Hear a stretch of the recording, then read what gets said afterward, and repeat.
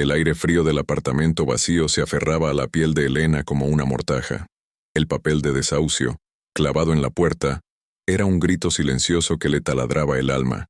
Hacía solo 6 meses que su marido, Javier, había caído de un andamio, y la empresa constructora, con la frialdad de un abogado, simplemente había negado toda responsabilidad. Un accidente lamentable, dijeron.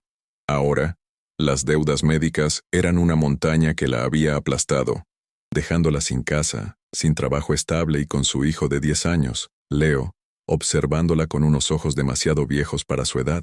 Elena abrió su raído monedero sobre la mesa de la cocina, la única pieza de mobiliario que quedaba.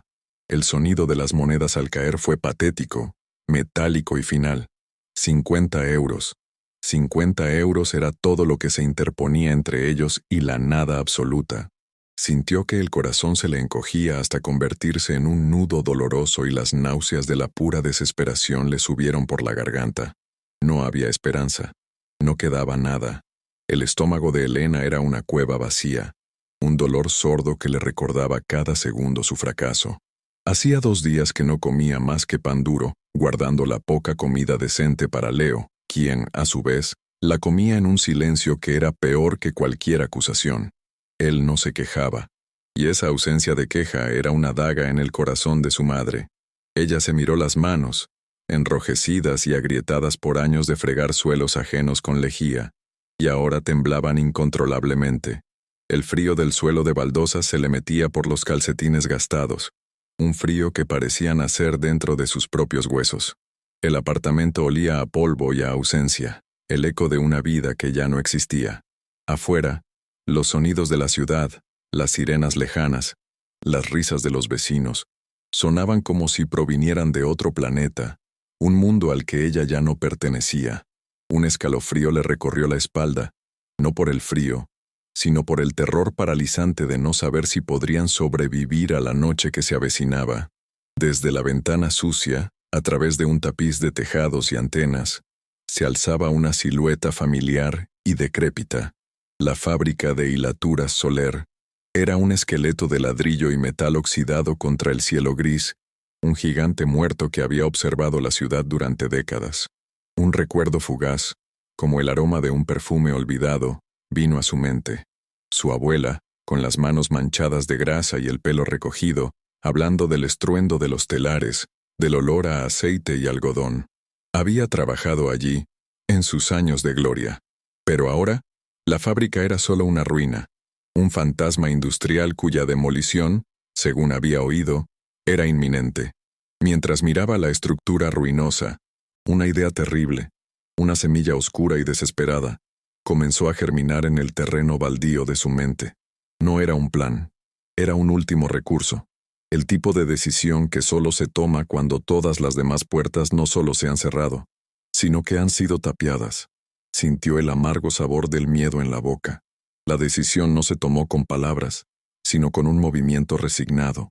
Elena se arrodilló y empezó a meter sus pocas posesiones en una vieja bolsa de lona. Un par de mudas, la foto de boda con Javier, el oso de peluche de Leo.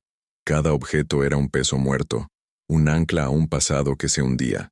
Salieron del apartamento sin mirar atrás, cerrando una puerta que ya no era suya. La caminata hacia la fábrica fue un desfile silencioso de miseria. Sus pasos y los de Leo resonaban en las calles desiertas del anochecer. Un ritmo fúnebre que marcaba su descenso. Elena sostenía la mano de su hijo con fuerza, su pequeña palma sudorosa dentro de la suya. El calor de su contacto era lo único que la mantenía en pie, pero también la fuente de una culpa insoportable. ¿Qué clase de madre arrastraba a su hijo a una ruina? La fachada de la fábrica se cernía sobre ellos, más grande y amenazadora de cerca. Podía casi oler el polvo y el abandono desde la acera, un hedor a tiempo estancado y a sueños rotos. Encontrar una entrada fue siniestramente fácil. Un trozo de la valla metálica estaba arrancado, abriendo un boquete oscuro hacia el interior del recinto. El crujido del metal al apartarlo sonó como un grito en el silencio pesado. Una vez dentro, el aire cambió. Se volvió denso, cargado con el olor a moho, a metal podrido y a excrementos de rata. Era el aliento de un lugar muerto. El silencio aquí era diferente, opresivo. y cada goteo de agua lejana o el susurro del viento a través de los cristales rotos hacía que el corazón de Elena martilleara contra sus costillas. Guiando a Leo, que se apretaba contra su pierna, comenzaron la ascensión por unas escaleras de servicio metálicas y temblorosas. Su destino era el ático, el lugar más alto y más olvidado, el único sitio donde podrían esconderse. Al empujar la pesada puerta del desván, un torrente de aire viciado y polvo los recibió. No habían encontrado un refugio. Habían entrado en una tumba. Un terror puro y helado se apoderó de ella. Estaban atrapados. Para Elena, el ático no era una herencia ni un premio. Era la única puerta que no estaba cerrada con llave. Era un escondite, un resquicio oscuro en el mundo donde ella y Leo podían desaparecer, volverse invisibles a los propietarios, a los servicios sociales, a la marea de desgracias que amenazaba con ahogarlos. Al cerrar la pesada puerta de metal tras ellos, el sonido metálico y definitivo resonó en el vasto espacio. Por un instante, solo un instante, sintió un atisbo de alivio. Estaban fuera de la calle, estaban ocultos. La esperanza, frágil y delgada como una telaraña, se posó sobre su corazón agotado. La idea de pasar desapercibidos, de ganar solo un poco de tiempo para encontrar un trabajo, cualquier trabajo, era un bálsamo helado sobre una herida abierta. Se forzó a sonreírle a Leo, que la miraba con ojos enormes y expectantes. «Es una aventura», susurró ella, y el sonido de su propia mentira le dejó un sabor a ceniza en la boca, tan espeso y real como el polvo que ya empezaba a notar en el aire. El espacio que los recibió era cavernoso, un vientre de ballena de ladrillo y madera. El ático de hilatura soler no era un refugio, era un mausoleo para una era industrial muerta, una capa de polvo, tan gruesa y uniforme que parecía una nevada gris, lo cubría absolutamente todo.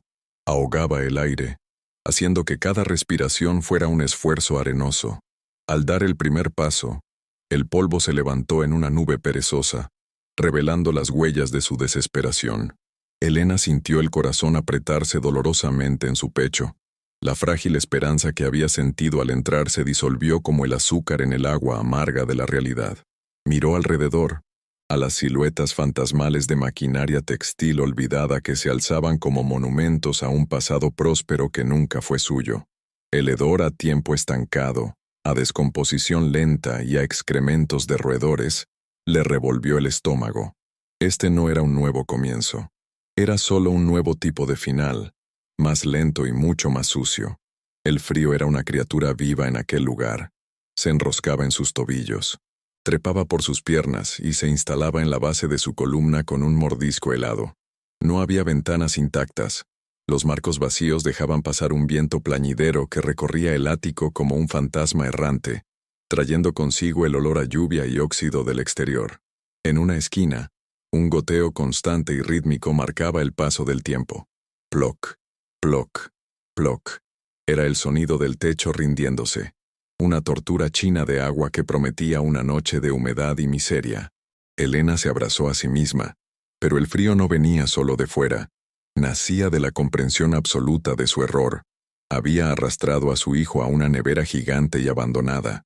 No había electricidad para un calentador, ni mantas para abrigarse, solo la ropa que llevaban puesta y el calor decreciente de sus propios cuerpos. La sensación de fracaso era tan abrumadora que casi la hizo caer de rodillas en el suelo mugriento. Las tablas del suelo crujían y gemían bajo cada uno de sus pasos, una protesta ominosa de la madera vieja y fatigada. Cada sonido parecía una advertencia. Elena se movía con una lentitud de sonámbula, aterrorizada de que un paso en falso pudiera enviarlos a través del suelo podrido al piso de abajo. La estructura entera parecía respirar a su alrededor, con el quejido de la madera, el silbido del viento y el ocasional correteo de algo pequeño y rápido en la oscuridad. El sonido de un trozo de metal suelto golpeando contra una viga en algún lugar del vasto techo la hizo sobresaltar, y su corazón martilleó con una fuerza dolorosa contra sus costillas. Leo se aferró a su abrigo, sin decir una palabra, pero ella podía sentir el temblor que recorría su pequeño cuerpo. No estaban solos en su miseria, estaban acompañados por los fantasmas del abandono y la decadencia, y el miedo era una presencia física, tan real como el frío que los calaba hasta los huesos. La luz moribunda del atardecer se colaba por los cristales rotos, proyectando sombras largas y deformes que se arrastraban por el suelo y las paredes.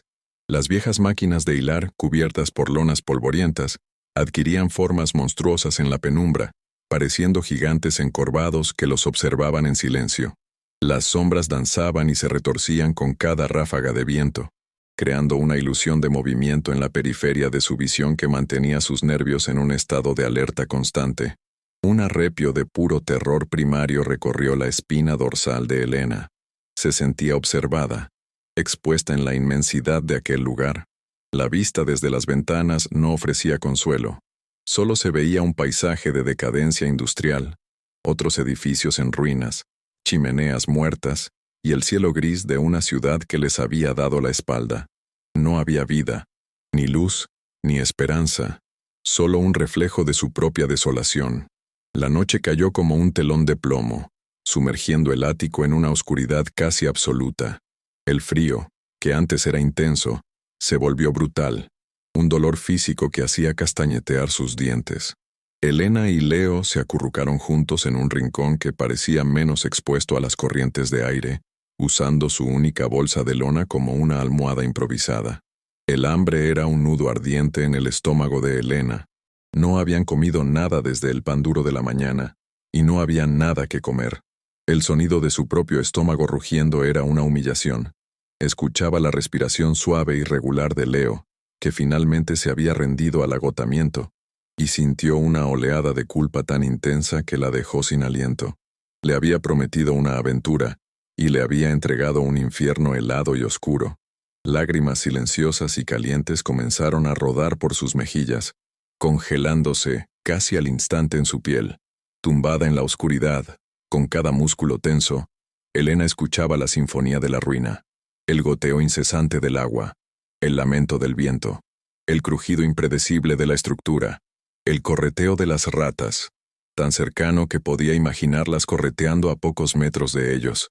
Cada sonido era una amenaza potencial, un recordatorio de su vulnerabilidad.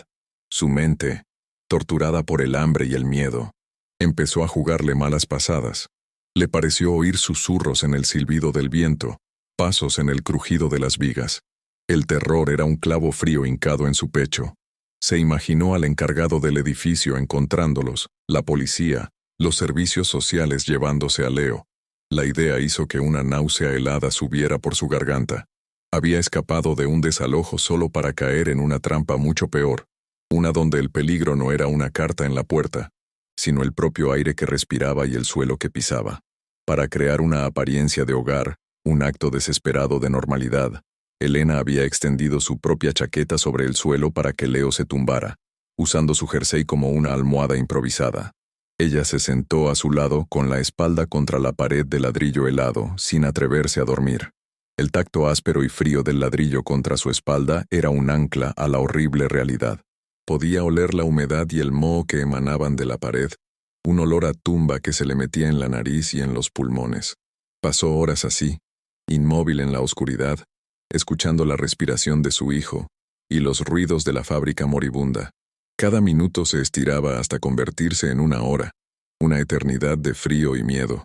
La esperanza que la había impulsado a subir aquellas escaleras se había extinguido por completo, dejando tras de sí solo el vacío helado de la desesperación más absoluta.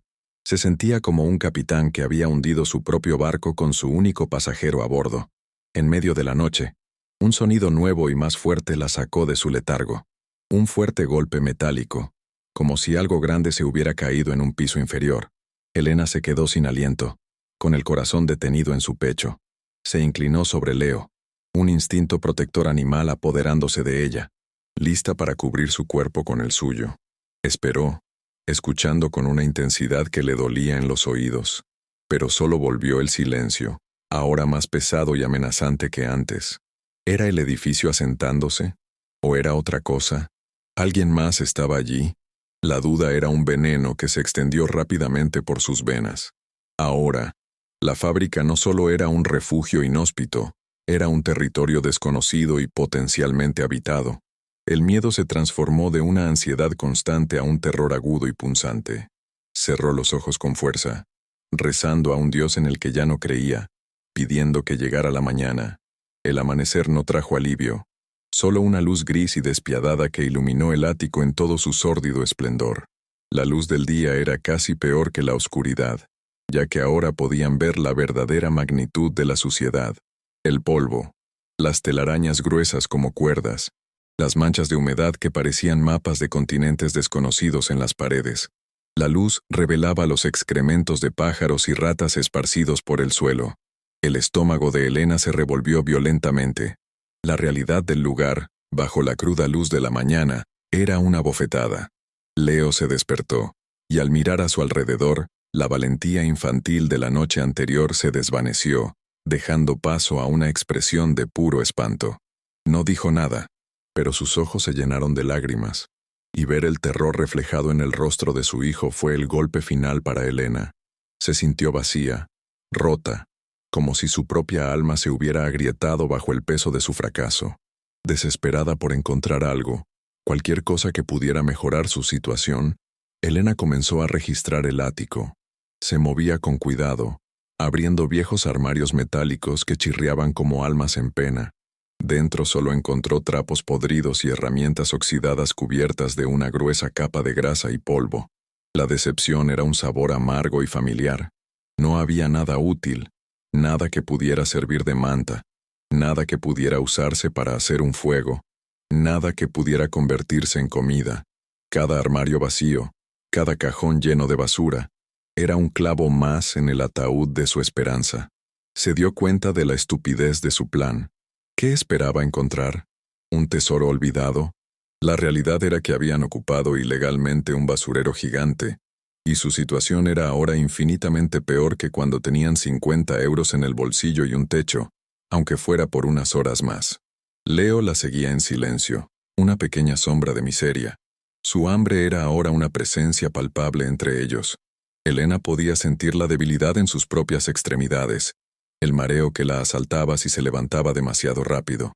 Miró a su hijo, su rostro pálido y manchado de suciedad, sus labios agrietados por el frío.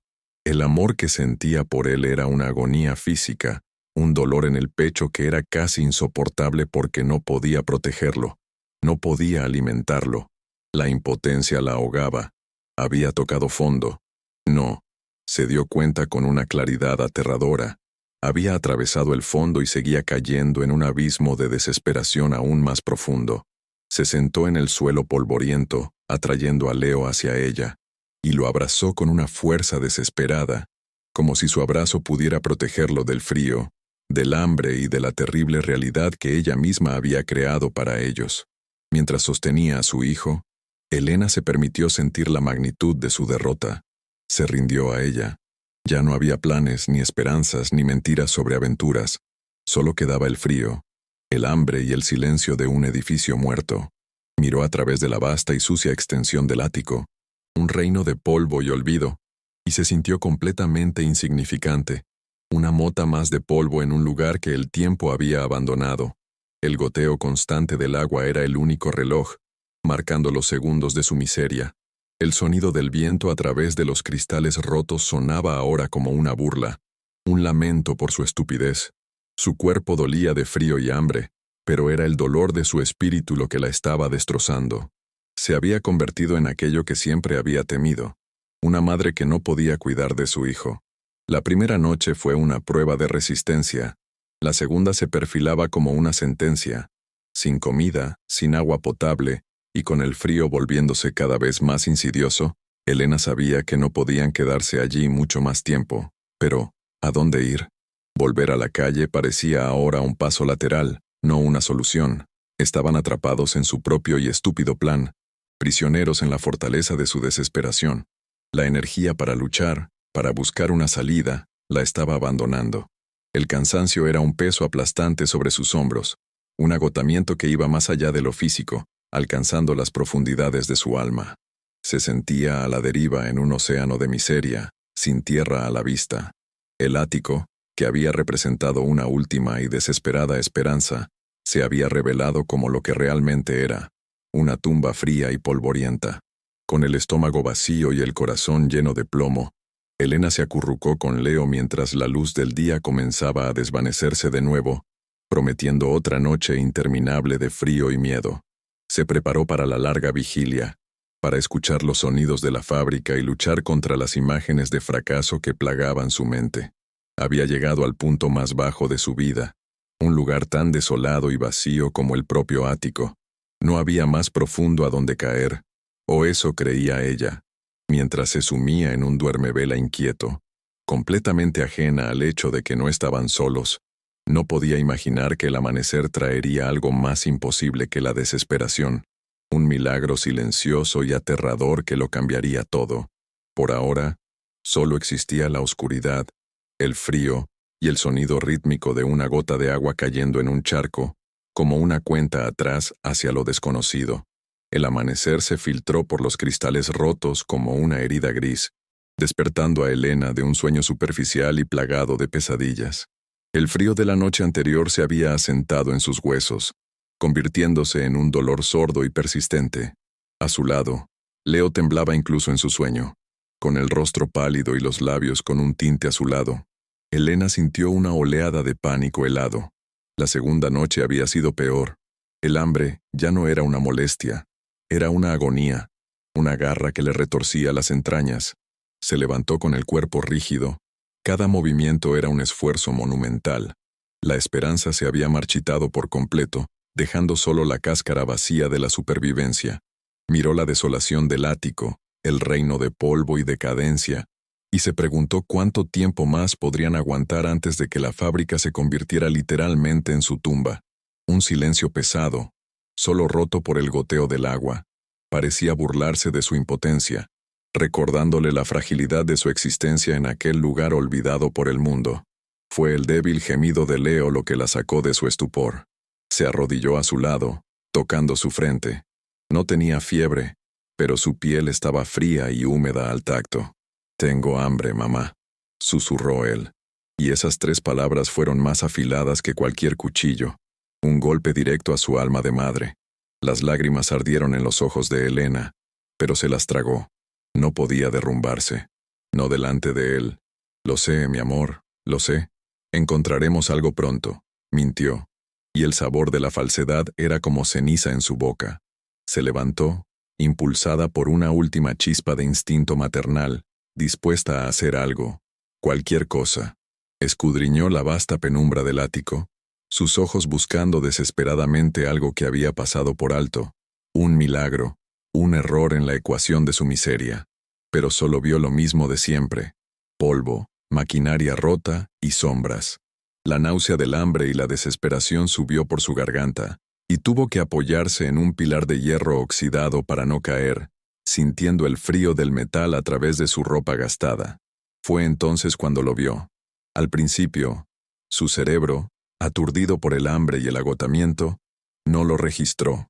Era una anomalía, algo tan fuera de lugar que parecía una alucinación.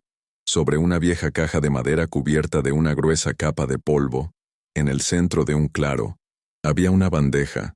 No una bandeja vieja y oxidada, sino una bandeja de metal limpia, y sobre ella, Elena parpadeó, segura de que estaba soñando. Sobre la bandeja había un pequeño termo, del que ascendía un delicado hilo de vapor.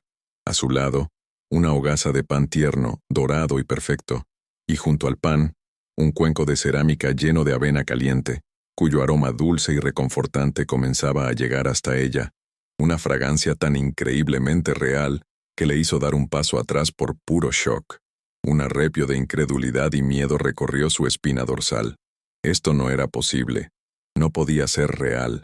Era un espejismo nacido de la inanición, una cruel broma de su propia mente torturada. Se acercó con la lentitud de un animal asustado que se aproxima a un cebo. Cada paso levantaba una pequeña nube de polvo a sus pies. El olor se hizo más fuerte, inconfundible. Olor a café recién hecho, olor a pan horneado, olor a canela y leche en la avena. Eran los olores de un hogar, de una mañana normal, de todo lo que había perdido. Llegó hasta la caja de madera y miró la escena. Era real. El calor del termo se sentía a distancia. El vapor del cuenco empañaba el aire frío. La corteza del pan parecía crujiente y deliciosa. El corazón de Elena comenzó a latir con una fuerza descontrolada, no de alegría, sino de un terror profundo y visceral. Se giró bruscamente, escaneando las sombras del ático. ¿Quién está ahí?, susurró, pero su voz fue absorbida por el vasto silencio. No hubo respuesta. No hubo ningún sonido, excepto el goteo constante del agua y el latido atronador de su propio corazón en sus oídos. El milagro se sentía más como una amenaza. Su primer instinto fue de pura protección. Corrió hacia Leo, lo despertó suavemente y lo arrastró lejos de la bandeja, hacia el rincón más oscuro del ático, poniendo su cuerpo entre su hijo y el desayuno imposible. «No te muevas, no hagas ruido», le siseó al oído. Leo, confundido y asustado por el pánico en la voz de su madre, asintió en silencio, con los ojos fijos en la comida humeante. Para un niño hambriento, era el paraíso. Para Elena, era la prueba irrefutable de que no estaban solos. Alguien los había estado observando. Alguien había entrado en el ático mientras dormían. Se había movido entre ellos en la oscuridad y había dejado esa ofrenda silenciosa. La idea hizo que se le erizara el vello de los brazos. ¿Quién haría algo así? ¿Y por qué? ¿Era un acto de piedad o el comienzo de un juego macabro? La amabilidad sin rostro era, en cierto modo, más aterradora que la hostilidad abierta. La sensación de ser un ratón en un laberinto, observado por un experimentador invisible, la invadió. El aroma de la comida era una tortura. Flotaba en el aire, prometiendo calidez y saciedad, mientras su estómago se retorcía en un nudo de hambre dolorosa. Podía ver el anhelo en los ojos de Leo, su pequeña cara vuelta hacia la bandeja con una mezcla de miedo y deseo. Sabía que no podía dejarlo así. El hambre lo estaba debilitando rápidamente. Tras unos minutos que parecieron una eternidad, la desesperación de madre superó al miedo. Con el corazón en la garganta, se levantó y caminó lentamente hacia la bandeja. Examinó todo de nuevo. El termo, el pan, la avena. No había nada extraño, ninguna nota, ninguna señal. Era solo comida. Comida caliente y nutritiva. Tomó una decisión. Si esto era una trampa, ya estaban atrapados. Si era veneno, sería una liberación rápida de esta lenta agonía. Se arrodilló, partió un trozo de pan con manos temblorosas y, tras olerlo y examinarlo, se lo ofreció a Leo. El alivio en el rostro de su hijo al dar el primer bocado fue tan profundo que Elena sintió que se le rompía el corazón. Mientras Leo devoraba el pan y la avena con una voracidad que le partía el alma, Elena no probó bocado. Su propia hambre había sido reemplazada por una tormenta de preguntas y un miedo paralizante. Se quedó de pie, vigilando, mientras su hijo comía, escudriñando cada rincón oscuro, cada sombra danzante. Vertió un poco de café del termo en la tapa. Estaba caliente, negro y fuerte. El aroma solo la mareó. Era café de verdad, no el instantáneo barato que ella solía comprar. Alguien se había tomado muchas molestias. Este acto de caridad anónima no encajaba en su visión del mundo, donde la amabilidad siempre tenía un precio o una agenda oculta. Cuando Leo terminó de comer, por primera vez en 2 días, un poco de color volvió a sus mejillas. Se acurrucó contra ella, lleno y somnoliento. Solo entonces Elena se permitió pensar. Su mente, ahora libre de la niebla inmediata del hambre de su hijo, se centró en el misterio con una claridad helada. Tenía que saber. Una vez que Leo se quedó dormido, Elena comenzó su investigación. Su objetivo era el polvo, esa alfombra gris y delatora que cubría todo el ático. Se movió con un cuidado extremo, casi sin respirar, estudiando el suelo alrededor de la caja de madera. Y allí estaba la prueba de la imposibilidad del evento. El polvo era una capa perfecta, uniforme, como nieve recién caída. Solo había 2 juegos de huellas, las suyas y las de Leo, del día anterior. No había otras pisadas, ni una sola, ni hacia la caja, ni desde ella. Era como si la bandeja hubiera aparecido de la nada, materializándose desde el aire. Su mente lógica luchaba por encontrar una explicación. Una trampilla en el techo justo encima. Miró hacia arriba, pero solo vio las vigas podridas y el cielo gris a través de los agujeros. ¿Alguien con zapatos especiales que no dejaban huella? La idea era ridícula. La ausencia de pruebas era la prueba más aterradora de todas. Una violación de las leyes de la física que la dejaba profundamente inquieta. El miedo inicial se estaba transformando en una intensa y febril curiosidad. Aquel que había traído la comida no quería hacerles daño, al menos no de momento. El acto fue deliberado, silencioso y preciso. Era un mensaje. Pero, ¿qué significaba? Elena se arrodilló junto a la caja de madera, donde la bandeja había estado. Ahora que estaba vacía, estudió el lugar. El contorno de la bandeja estaba marcado en el polvo. Fue entonces cuando su mirada se desvió hacia la pared de ladrillos que había justo detrás. Era una pared interior, una de las muchas que dividían el enorme espacio. No tenía nada de particular, solo ladrillos viejos y mortero desmoronado, cubierto por la misma capa de polvo que todo lo demás. Pero a medida que la luz de la mañana cambiaba de ángulo, incidiendo sobre la pared, algo llamó su atención. Un detalle sutil, casi imperceptible, que la mayoría de la gente habría pasado por alto. Pero Elena, con los nervios a flor de piel y los sentidos agudizados por el miedo, lo vio. No era una marca ni una mancha, era una alteración en el propio patrón del polvo. En una sección de la pared, a la altura de la cintura, el polvo no parecía tan uniforme. Estaba sutilmente perturbado, como si algo hubiera rozado la superficie, o como si una corriente de aire muy localizada hubiera soplado sobre ella. No había huellas de manos, ni arañazos. Era algo mucho más discreto, casi etéreo, pero estaba ahí, y estaba directamente detrás del lugar donde el benefactor invisible había colocado la bandeja. La coincidencia era demasiado grande para ser ignorada. Se acercó a la pared, el corazón latiéndole con fuerza. Pasó los dedos suavemente sobre la superficie, sin llegar a tocarla, sintiendo el aire quieto a su alrededor. Se dio cuenta de que la bandeja no había sido colocada en la caja por casualidad. Había sido colocada allí para señalar ese punto exacto. La comida no era solo un regalo, era una pista. Su mente se aceleró, olvidó su cansancio, su miseria. Una nueva energía, una mezcla de temor y excitación, la impulsó. Apoyó la palma de la mano en la pared, sintiendo el frío áspero del ladrillo y el polvo bajo su piel. Empezó a presionar suavemente cada ladrillo en la zona sospechosa. Ladrillo tras ladrillo, todos estaban sólidos, firmemente asentados en su lecho de mortero centenario. La frustración comenzó a reemplazar a la excitación. Quizás lo había imaginado todo. Estaba tan desesperada por encontrar un significado que lo estaba inventando. Estaba a punto de rendirse cuando su mano rozó un ladrillo que parecía ligeramente diferente. No estaba suelto, pero al presionarlo en una esquina, sintió un movimiento minúsculo, un ceder casi imperceptible. Su aliento se quedó atascado en su garganta. Volvió a presionar, esta vez con más fuerza y en el punto exacto. No hubo un clic, sino un suave y profundo sonido de raspado. El sonido de piedra contra piedra, de un mecanismo oculto que no se había movido en décadas. El ladrillo se hundió unos centímetros en la pared. Elena esperó, con el corazón en la boca, pero no pasó nada más. Confundida, empezó a palpar los ladrillos circundantes. Al presionar el ladrillo de al lado, también se hundió. Entendió. No era un solo botón, era una secuencia. Empezó a probar diferentes combinaciones, empujando y tirando, sus dedos cubiertos de polvo y mortero. Finalmente, tras varios intentos frustrados, al presionar 3 ladrillos en un patrón triangular, oyó un ruido sordo y grave. Un temblor recorrió la pared, y con un gemido prolongado de metal oxidado y mampostería reacia, una sección entera de la pared, de 1 metro de alto por medio de ancho, pivotó lentamente hacia adentro, revelando una oscuridad absoluta y un soplo de aire viciado y antiguo.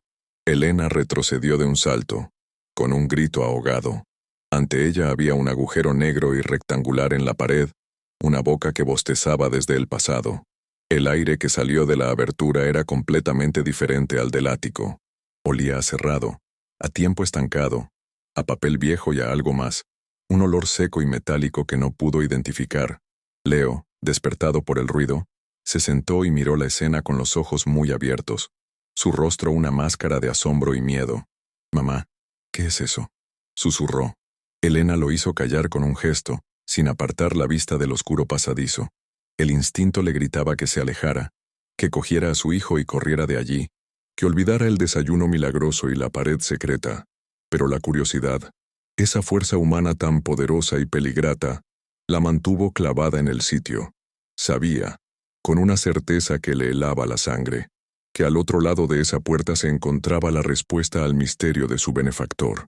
Durante un largo momento, luchó contra sí misma, la prudencia contra la necesidad, el miedo a lo desconocido contra la desesperación de su situación actual. ¿Qué podía ser peor que morir de hambre y frío en un ático abandonado?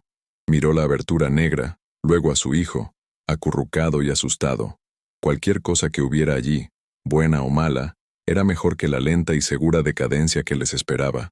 Tomó una decisión. Quédate aquí y no te muevas bajo ninguna circunstancia. No entres. ¿Entendido?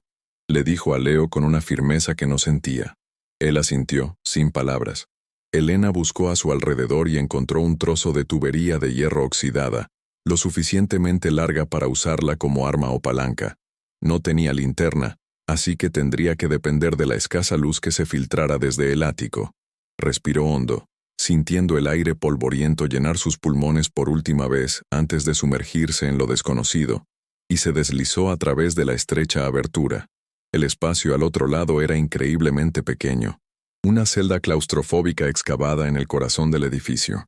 La luz que entraba por la abertura apenas era suficiente para revelar los contornos del lugar. Era una habitación de no más de 2 por 2 metros. Contra una pared, había un catre de metal oxidado con los restos podridos de lo que una vez fue un colchón. En el suelo, junto al catre, había una única pieza de mobiliario, una caja de seguridad metálica, pesada y de aspecto antiguo, cubierta de óxido y de una fina capa de polvo que el aire no había perturbado en, quizás, medio siglo. El silencio aquí era diferente al del ático. Era un silencio profundo, sellado, el silencio de una tumba. Se sentía como si hubiera entrado en una burbuja de tiempo, un momento congelado décadas atrás. No había señales de su benefactor. Quienquiera que hubiera sido, esta habitación había sido su secreto, su santuario o su prisión. Sus ojos, adaptándose lentamente a la penumbra, se fijaron en la caja de seguridad. Era el centro de la habitación, el corazón del misterio. Era de un color verde militar desvaído, con los bordes reforzados con hierro y un cierre pesado en el frente. No parecía tener una cerradura de llave, sino un pestillo complejo que, con suerte, no requeriría una combinación. Una oleada de codicia, pura y desesperada, la asaltó. Un sentimiento que no había experimentado en años. ¿Dinero? ¿Joyas? ¿Algo de valor que pudiera comprarles una salida? ¿Una nueva vida? La esperanza, esa emoción peligrosa que había jurado abandonar, volvió a florecer en su pecho, tan dolorosa y brillante como una flor en el desierto. Con las manos temblorosas por la anticipación, se arrodilló en el suelo polvoriento frente a la caja. Su corazón martilleaba contra sus costillas, un tambor salvaje en el silencio sepulcral de la habitación oculta. El pestillo estaba oxidado y rígido. Luchó con él, sus dedos resbalando sobre el metal frío. Usó la punta de la tubería de hierro como palanca, aplicando presión con todo el peso de su cuerpo. Por un momento, no pasó nada. La caja parecía decidida a guardar sus secretos. Pero Elena no se rindió. Tiró y forzó, el sudor perlado en su frente, gruñendo por el esfuerzo. Finalmente, con un chasquido metálico que sonó como un disparo en el espacio confinado, el pestillo cedió. Se quedó quieta un segundo, con la respiración agitada, casi temerosa de lo que estaba a punto de hacer. Lentamente, con una reverencia casi religiosa, levantó la pesada tapa de la caja. Un olor potente e inesperado la golpeó. Un aroma abrumador a papel viejo, a cuero reseco y a tinta desvanecida. El olor de una biblioteca olvidada. El aliento seco de la historia. La decepción fue un golpe físico. No había el brillo del oro. No había el destello de los diamantes. La caja no estaba llena de fajos de billetes. Estaba llena hasta el borde de papeles. Documentos amarillentos, atados con cintas que se deshacían al tacto.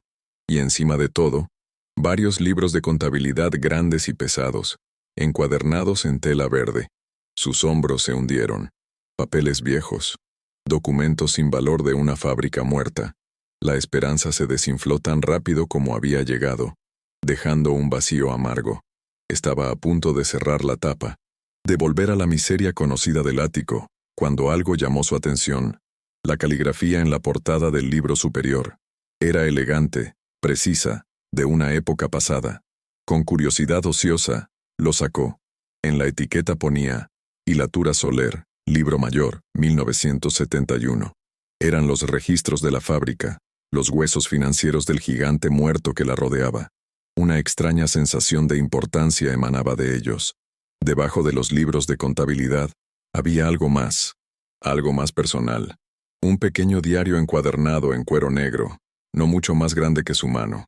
Estaba desgastado por el uso, con las esquinas suavizadas por el tiempo. No tenía cerradura. Lo cogió. El cuero se sentía frágil y seco bajo sus dedos. Lo abrió por una página al azar. Estaba lleno de una escritura apretada y nerviosa, las palabras casi atropellándose unas a otras en su prisa por salir. La tinta, de un color azul desvaído, había sido aplicada con una presión que delataba la urgencia y la emoción del escritor. Los párrafos no tenían márgenes, llenando cada centímetro de la página. Leyó una frase suelta. No puedo dormir. El olor a humo sigue en mi ropa, en mi pelo, pero es el sonido lo que no me abandona. Los gritos. Un escalofrío helado le recorrió la espalda, un miedo mucho más profundo y oscuro que el temor a la pobreza o al hambre. Se quedó sentada en el suelo de la habitación secreta, el diario abierto en su regazo y los libros de contabilidad a su lado. El mundo exterior, el ático, el hambre, el frío, todo pareció desvanecerse. Se había topado con algo, tropezado con un secreto que había sido enterrado y sellado durante medio siglo. La comida en la bandeja no había sido solo una pista, había sido una invitación, una prueba. Alguien la había guiado hasta allí. Alguien quería que encontrara esto. Ya no era solo una ocupa desesperada luchando por sobrevivir un día más. Ahora era la guardiana de una historia, la custodia de una confesión. Sostuvo el pequeño diario en sus manos, sintiendo el peso no solo del cuero y el papel, sino de los años de silencio y de los secretos que contenía. El drama de su propia supervivencia acababa de ser eclipsado por el comienzo de un misterio mucho más grande y peligroso. Y ella estaba, sin quererlo, justo en el centro, con el pequeño diario de cuero en sus manos temblorosas. Elena sintió el peso de 50 años de silencio.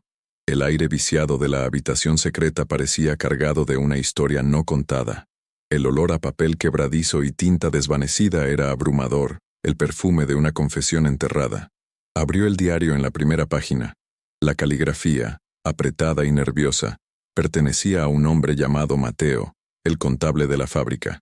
Las primeras líneas eran un torrente de angustia. Don Alejandro Soler me ha hecho partícipe de un plan monstruoso. La fábrica se hunde, las deudas nos ahogan, y él ve una única salida. El fuego, un fuego purificador, lo llama él, para cobrar el seguro. Pero yo sé lo que realmente significa. Es una sentencia de muerte. Elena sintió un escalofrío helado recorrer su espina dorsal. Esto no era un simple registro financiero. Era el prólogo de una masacre. El corazón le martilleaba en el pecho, un eco funesto en la quietud de la tumba de hormigón. La verdad empezaba a desplegar sus alas oscuras. Siguió leyendo, pasando las páginas frágiles con un cuidado extremo, como si pudieran deshacerse en polvo. El plan de Soler se desvelaba en la prosa aterrorizada de Mateo. Los trabajadores del turno de noche, casi todos miembros del combativo sindicato que exigía mejores condiciones y se oponía a los despidos masivos, serían el sacrificio. Alejandro Soler planeaba un cierre de seguridad rutinario durante su turno, una excusa para atrancar las salidas de emergencia desde fuera. El incendio parecería un trágico accidente, una vieja caldera que explota, y los sindicalistas más problemáticos desaparecerían para siempre. Elena sintió que la náusea le subía a la garganta. Su propia abuela podría haber estado en un turno como ese. Miró los libros de contabilidad que estaban a su lado, entendiendo de repente su verdadero propósito. No eran solo números, eran el motivo frío y calculado de un asesinato en masa, la prueba irrefutable de que las vidas de los hombres valían menos que una póliza de seguros. La entrada del diario fechada la noche del incendio hizo que Elena contuviera la respiración.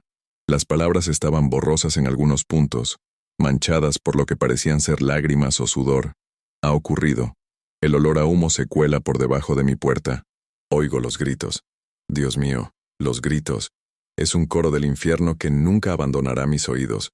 Don Alejandro está abajo, con el jefe de seguridad, asegurándose de que nadie escape. Puedo oír el chirrido de los cerrojos y las cadenas en las puertas de carga. Los ha encerrado como a ratas. Me he convertido en cómplice del diablo. Mi silencio ha comprado mi vida, pero ha condenado mi alma. Escucho las sirenas a lo lejos, pero ya es tarde. El sonido de la madera al quebrarse y el rugido de las llamas lo ahogan todo. Solo quedan los gritos, y luego, un silencio terrible y definitivo. Elena cerró los ojos con fuerza, el sonido imaginado de los gritos resonando en su propia cabeza.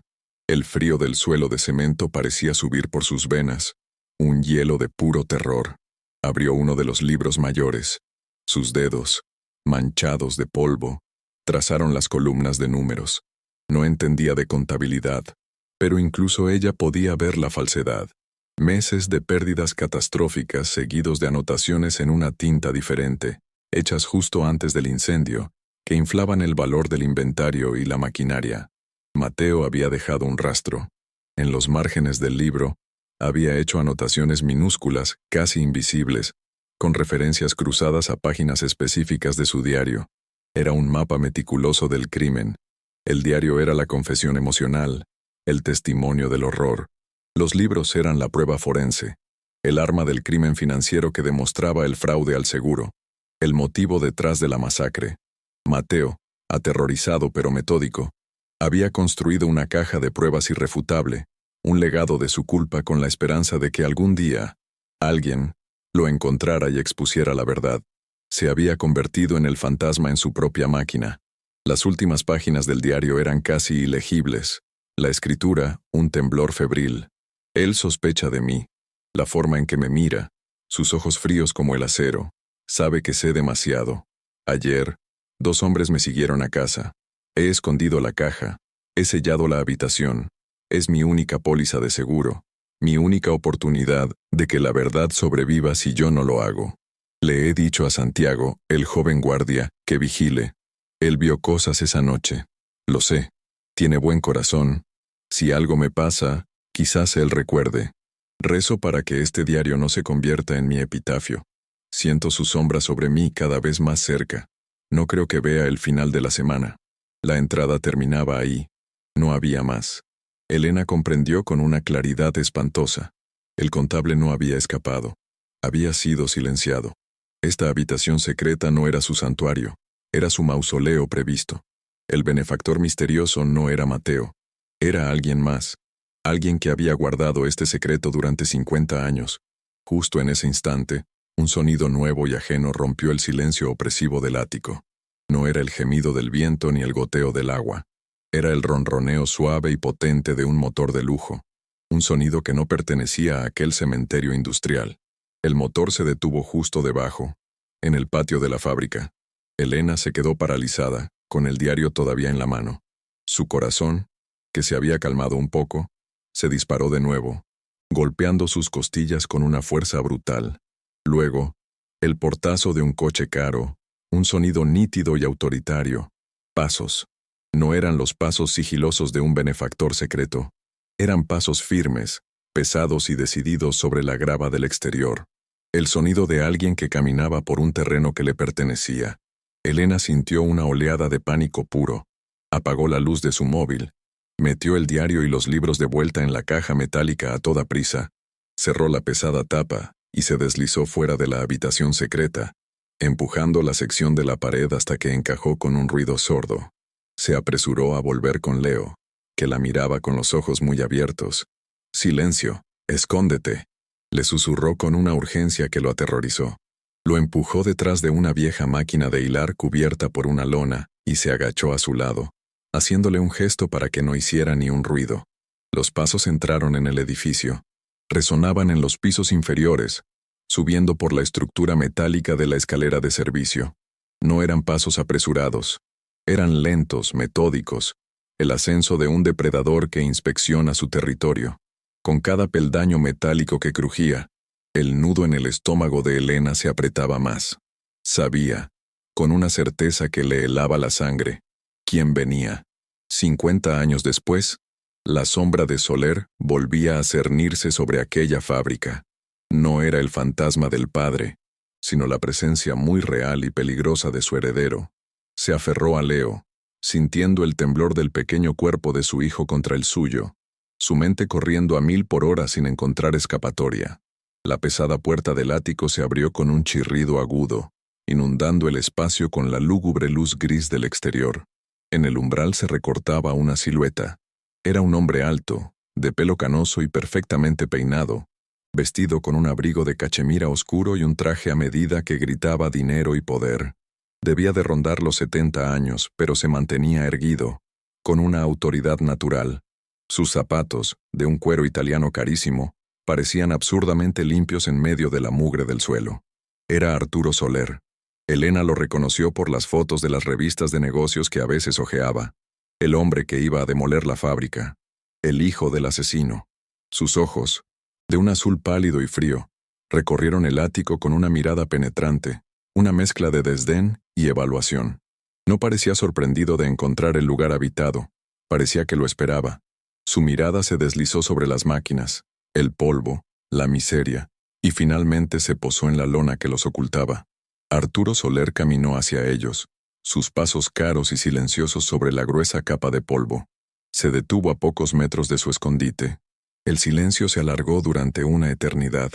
Elena contuvo la respiración, sintiendo que sus pulmones iban a estallar. Podía oler su colonia, una fragancia cara y cítrica que era una obscenidad en aquel aire viciado. «Sé que están ahí», dijo. Su voz no era alta, pero tenía un timbre grave y resonante que se extendía por todo el ático. Era una voz acostumbrada a dar órdenes y a ser obedecida. No había ira en su tono, sino una impaciencia fría, casi aburrida. «Pueden salir. No voy a hacerles daño». La promesa sonó completamente vacía, una formalidad antes de la amenaza. Con el corazón en la garganta, sabiendo que no tenía otra opción, Elena se levantó lentamente, empujando a Leo ligeramente detrás de ella, interponiendo su cuerpo como un frágil escudo. Sus ojos se encontraron con los de Arturo Soler, y sintió como si estuviera mirando a un tiburón. Los ojos azules y fríos de Soler la examinaron de arriba a abajo, su mirada deteniéndose por un instante en el rostro asustado de Leo. Una expresión que podría haber sido lástima, pero que más bien parecía simple fastidio, cruzó su rostro por una fracción de segundo. «Una situación lamentable», dijo, su voz con un tono de falsa simpatía que le revolvió el estómago a Elena. «Este no es lugar para una mujer y un niño. Es peligroso, inestable». Se movió por el espacio, pasando una mano enguantada por una viga polvorienta y luego mirándose el guante con disgusto. «Mi empresa ha comprado este terreno. La demolición comenzará en unos días. Por su propio bien, deben irse de inmediato». Sus palabras eran razonables, casi amables, pero la frialdad de sus ojos contaba una historia diferente. Elena no dijo nada. Se quedó inmóvil, sintiendo el miedo como un bloque de hielo en su pecho, consciente de la caja de seguridad oculta a solo unos metros de donde estaban. Soler se detuvo y se volvió hacia ella. Metió la mano en el bolsillo interior de su abrigo y sacó un fajo de billetes. Eran billetes de 100 euros, un fajo grueso y compacto. Lo sostuvo en su mano, dejando que Elena lo viera bien. «Mire, entiendo que la gente tiene problemas, tiempos difíciles». Su voz era ahora un susurro conspirador. «No quiero llamar a la policía. Eso solo les causaría más problemas, especialmente con el niño». Extendió la mano, ofreciéndole el dinero. «Tome esto. Son 500 euros, suficiente para conseguir una habitación decente durante unas semanas, para comer algo caliente, un nuevo comienzo. Tómelo, y desaparezcan de aquí antes del anochecer. Olviden que alguna vez estuvieron en este lugar». La oferta quedó suspendida en el aire polvoriento, una tentación brillante y corrupta. 500 euros. Era más dinero del que Elena había visto junto en años. Era una salida, una trampa, una prueba. El corazón le latía con una fuerza dolorosa. Elena no se movió. Su mirada iba del dinero al rostro impasible de Soler. 500 euros. Podría llevarse a Leo de allí, a un lugar cálido. Podrían comer. Podrían dormir en una cama limpia. La tentación era una fuerza física, tirando de ella, instándola a extender la mano y aceptar, pero luego pensó en el diario, en los gritos atrapados en el papel, en los hombres que murieron quemados en ese mismo edificio por la codicia del padre de este hombre. Aceptar su dinero se sentiría como aceptar un soborno para encubrir sus tumbas una vez más. Se sentiría como vender el alma del contable Mateo, y las de todos los demás, por un plato de lentejas. El conflicto la paralizó. La supervivencia de su hijo contra la justicia de los muertos. El silencio se prolongó, y vio un destello de impaciencia, de fría irritación, en los ojos de Soler. Se dio cuenta de que su vacilación era la respuesta equivocada, una respuesta peligrosa. La sonrisa falsa de Soler se desvaneció. Su rostro se endureció, convirtiéndose en una máscara de fría amenaza. «Creo que no me está entendiendo», dijo, su voz bajando a un siseo bajo y peligroso. «Esto no es una negociación. Es una advertencia». Dio un paso más cerca, invadiendo su espacio personal. Elena podía sentir el poder que emanaba de él, una energía oscura y aplastante. Este edificio tiene una larga historia. Está lleno de viejos fantasmas y malos recuerdos. Es estructuralmente inestable, las cosas se caen, los suelos se hunden. Hizo una pausa, y su mirada azul y helada se desvió hacia Leo, que se escondía temblando detrás de las piernas de Elena. A los intrusos, a la gente que se mete donde no debe, a veces les ocurren accidentes, terribles accidentes. Sería una verdadera tragedia que algo así le pasara a un niño tan pequeño, ¿no cree? La amenaza ya no estaba velada, estaba desnuda, brutal, y dirigida directamente al corazón de su mayor miedo, su hijo. Dejó el fajo de billetes sobre la misma caja de madera polvorienta donde había aparecido el desayuno milagroso esa mañana. El gesto fue deliberado, un mensaje dentro de otro. «Tiene hasta el anochecer», repitió, su voz de nuevo fría y desprovista de emoción. «Tome el dinero y váyase. Es la única decisión inteligente que puede tomar». No esperó una respuesta. Se dio la vuelta con la misma confianza con la que había llegado y caminó hacia la puerta. Sus pasos resonaron en el silencio, cada uno un martillazo en los nervios de Elena. La puerta se cerró, dejando el ático de nuevo en su penumbra habitual, pero el aire había cambiado. Ahora estaba cargado de un peligro activo y tangible.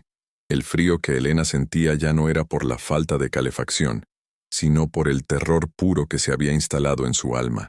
Se quedó mirando el dinero, un faro de esperanza y una marca de muerte sobre la caja polvorienta, sintiéndose más atrapada que nunca. Elena se quedó sola en el silencio, con el eco de la amenaza de Soler todavía vibrando en el aire. Miró el fajo de billetes, 500 euros que representaban comida caliente, una cama limpia, una noche sin miedo al frío para su hijo. Era la salida fácil, el camino de la supervivencia.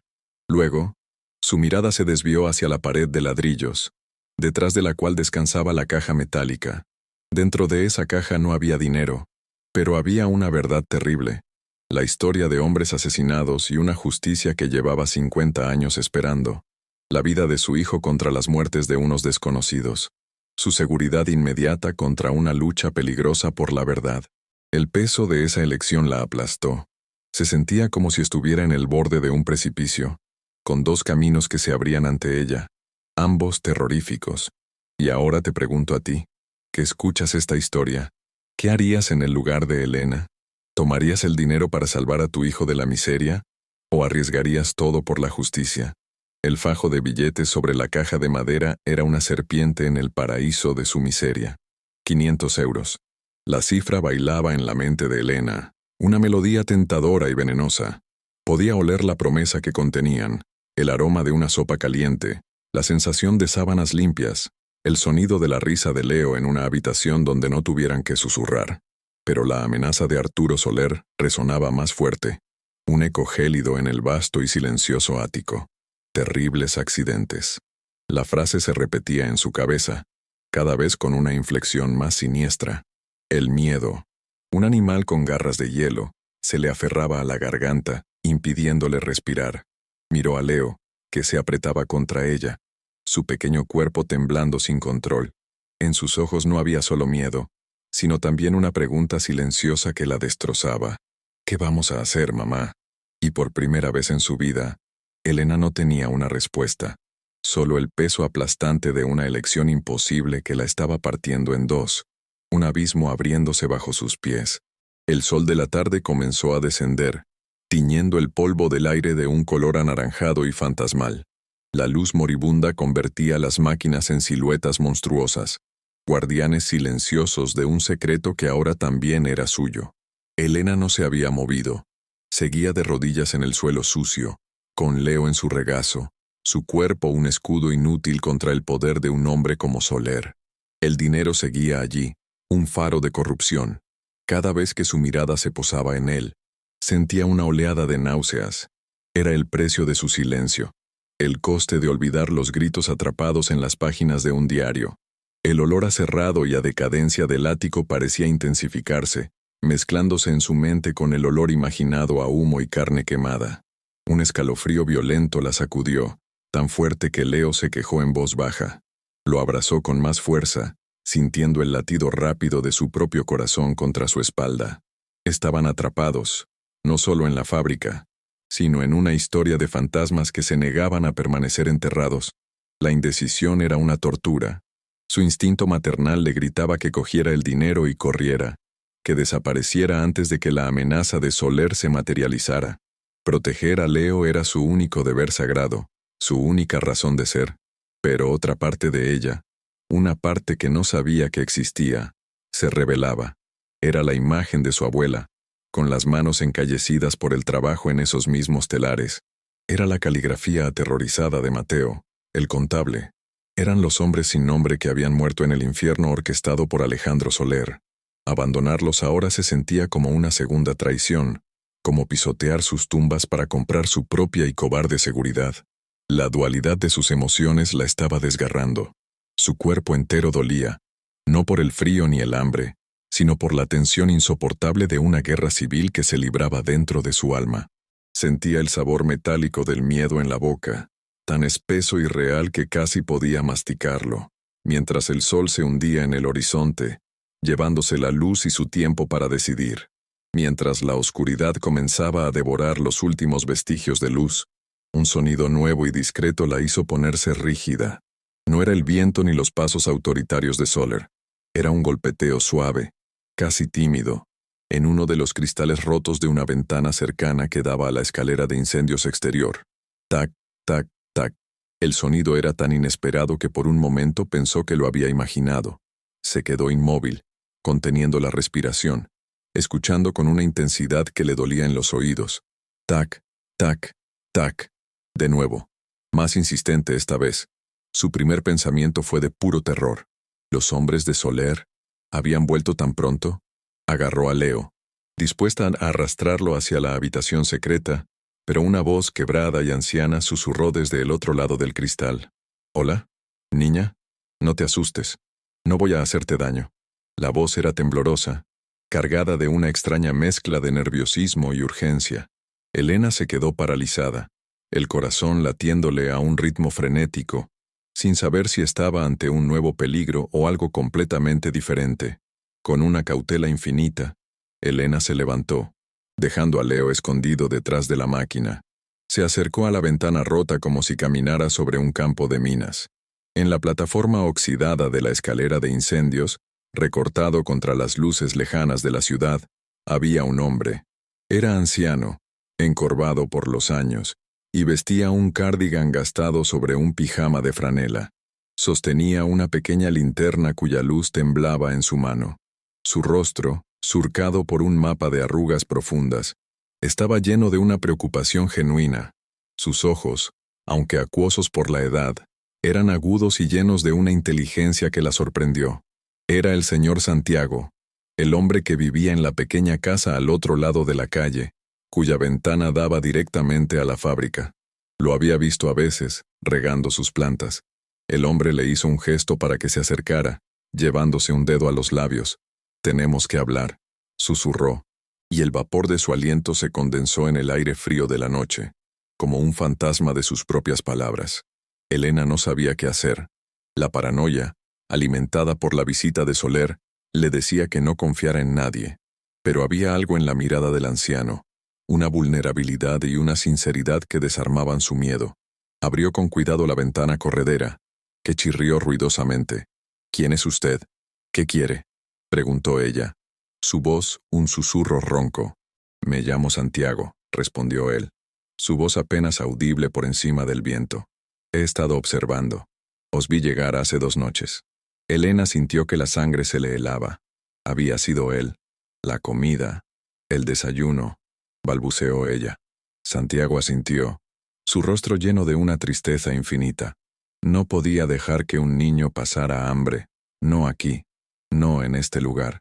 Miró más allá de Elena, hacia el interior del ático, y un escalofrío pareció recorrer su frágil cuerpo. Conocí a tu abuela, ¿sabes? Se llamaba Clara. Una mujer fuerte. Trabajó aquí. Tú tienes sus ojos. La revelación la golpeó con la fuerza de una ola, conectándola de repente con aquel lugar de una manera que nunca había imaginado. Vi al coche de Soler marcharse hace un rato. Continuó Santiago, su voz ahora urgente. Vi la forma en que te miraba. Conozco esa mirada. Es la misma mirada que tenía su padre. El miedo volvió a apoderarse de Elena. Me ofreció dinero para que me fuera. Me amenazó, confesó, la necesidad de compartir la carga superando su desconfianza. Los ojos de Santiago se oscurecieron.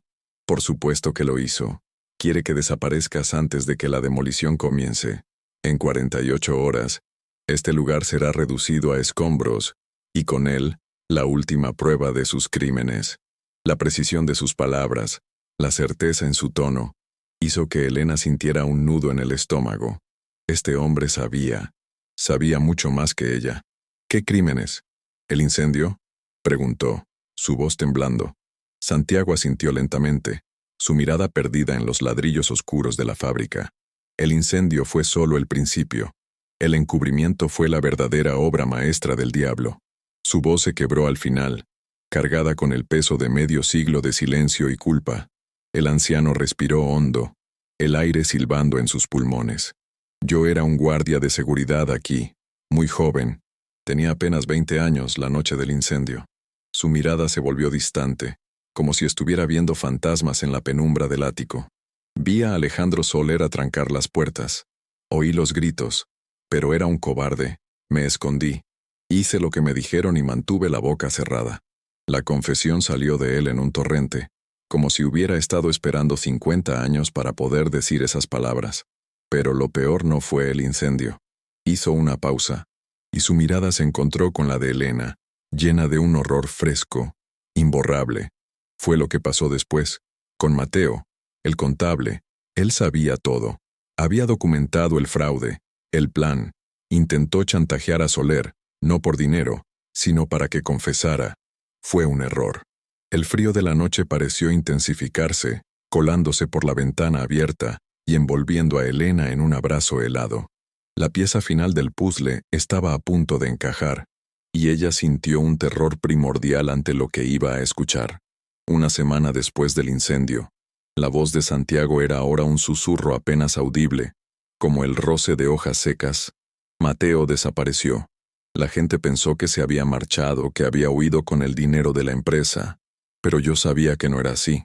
Una noche, mientras hacía mi ronda, noté algo extraño en la pared de este mismo ático. Investigué. Encontré la habitación secreta. Elena ahogó un grito. Santiago la miró con una comprensión infinita. Sí, él la construyó como una caja fuerte para sus pruebas, pero se convirtió en su tumba. Lo encontré allí dentro. Alejandro Soler lo había silenciado, como él decía.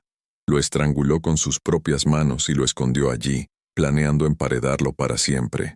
La imagen fue tan brutal, tan vívida, que Elena sintió que el suelo se movía bajo sus pies. Tuvo que apoyarse en el marco de la ventana para no caerse. Había estado durmiendo a pocos metros de un cadáver, del cuerpo de un hombre que había intentado hacer lo correcto y había pagado el precio más alto. La náusea subió por la garganta de Elena, amarga y caliente. La habitación secreta, el catre, la caja, todo adquirió un nuevo y macabro significado. No era un santuario, era una escena del crimen. ¿Y usted? ¿Usted qué hizo?, preguntó, su voz rota. La vergüenza y el miedo luchaban en el rostro arrugado de Santiago. Entré en pánico. Saqué el cuerpo de Mateo esa misma noche y le di un entierro anónimo y secreto en el campo. Fue lo único decente que pude hacer por él. Pero la caja la dejé donde estaba y volví a sellar la pared. Tenía demasiado miedo. Soler era poderoso, y yo no era nadie. He vivido con este secreto, con este miedo, durante 50 años. Cada día, miro esta fábrica desde mi ventana y recuerdo mi cobardía. Las lágrimas corrían libremente por sus mejillas, surcando los caminos de sus arrugas. Cuando os vi entrar, cuando te reconocí, supe que era una señal, una segunda oportunidad para hacer lo correcto. La comida era mi forma de guiarte hasta la caja. Tenías que encontrarla tú. La revelación lo cambió todo. El misterio se había resuelto, dejando al descubierto una verdad monstruosa. El benefactor no era un fantasma, sino un hombre atormentado por la culpa.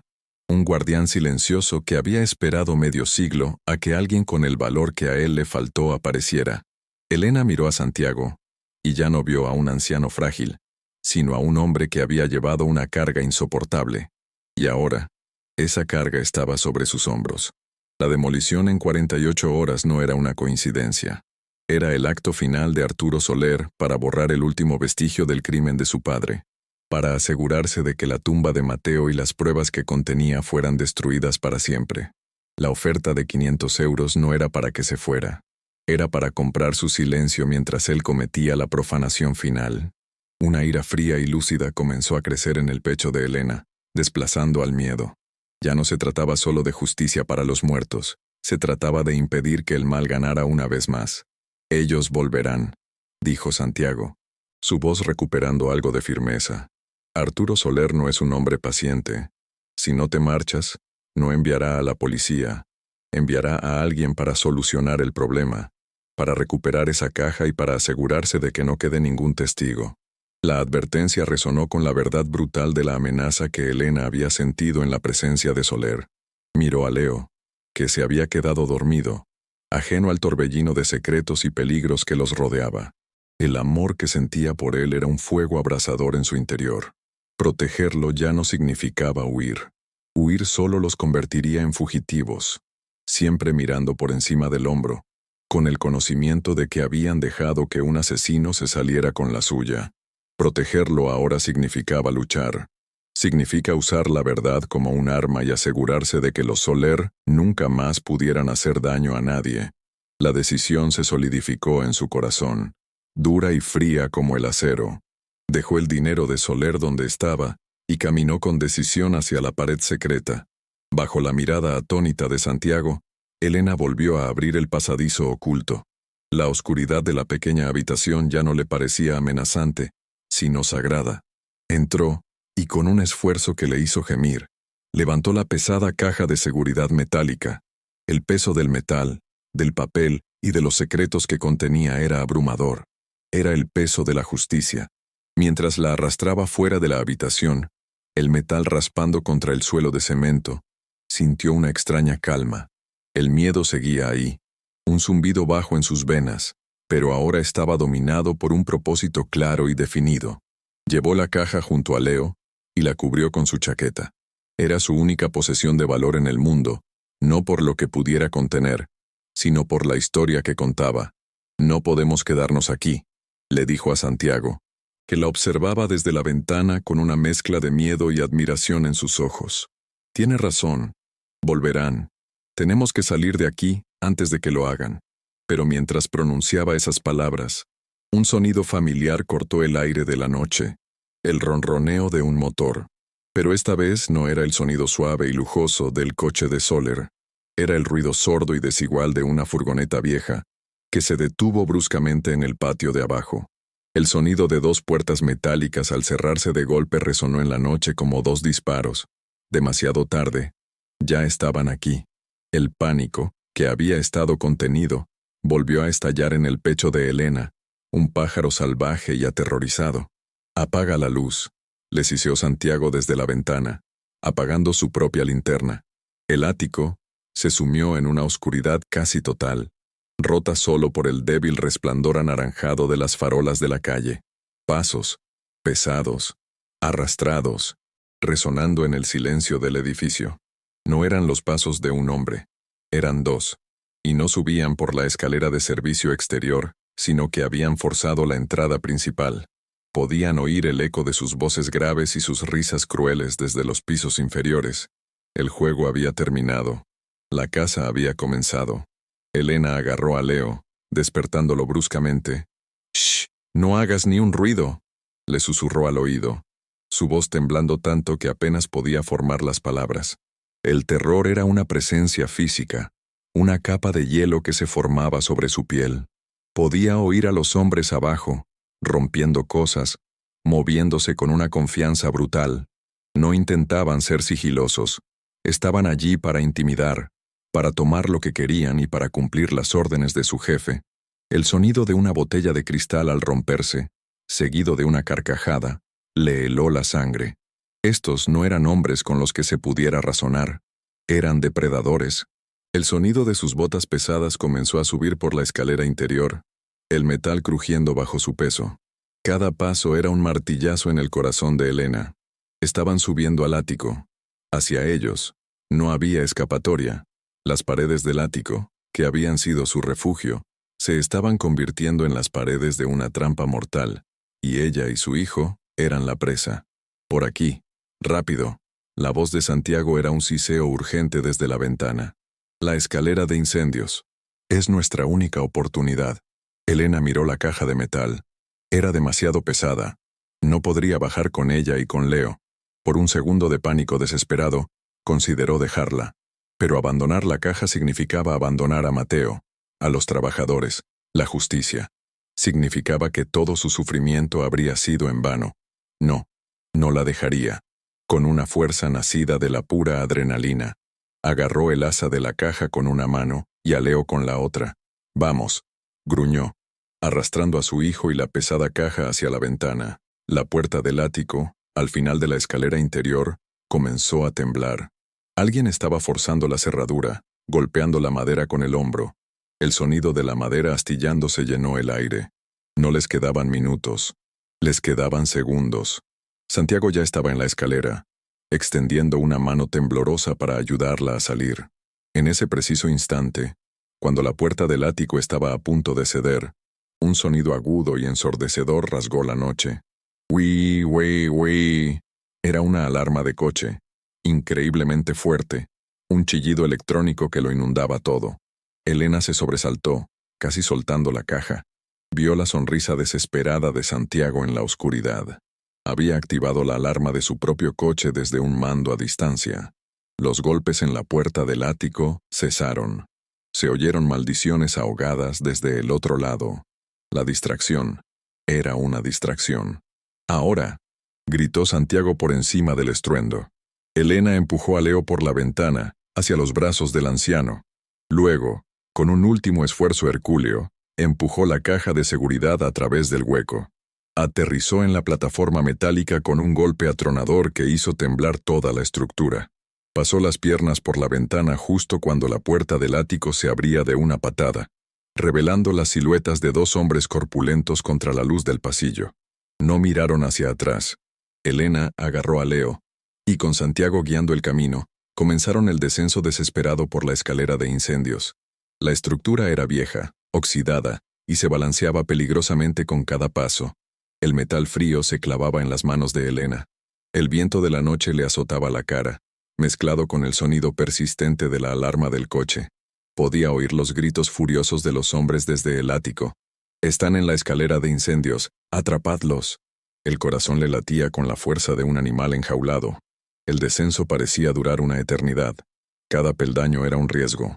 Cada crujido del metal una promesa de que todo se vendría abajo. Santiago, a pesar de su edad, se movía con una agilidad sorprendente, impulsado por la misma adrenalina que corría por las venas de Elena. Abajo, las luces de su pequeña casa brillaban como un faro de esperanza en un océano de oscuridad y peligro. Ya casi lo habían conseguido. Mientras descendían el último tramo, un nuevo sonido llegó a sus oídos.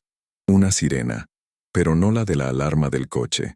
Una sirena real, de un camión de bomberos, acercándose rápidamente. Elena miró a Santiago, confundida. Él le dedicó una sonrisa cansada y astuta. Les dije que veía humo saliendo de la planta superior.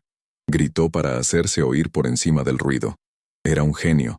Había creado un caos total, una distracción perfecta que les estaba dando los segundos preciosos que necesitaban para escapar.